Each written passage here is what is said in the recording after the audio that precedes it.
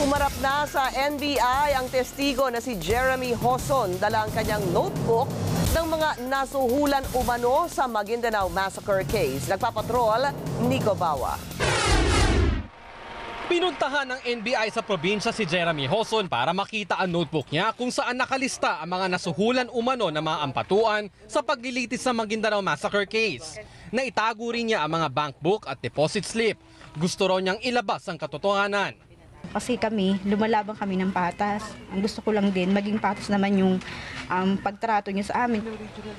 Kwento ni Hoson, 2 lalaki ang bumisita sa kanilang bahay at nagpakilala mga taga-NBI noong August 20.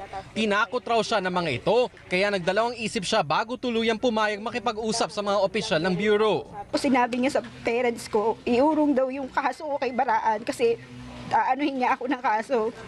Yung kaso ko daw sa Isabela, baka daw nakakalimutan ko at tatantanan nila ako ng kaso. Inusisa ng NBI ang mga dokumento na hawak ni Hoson at kinunan nito ng mga litrato.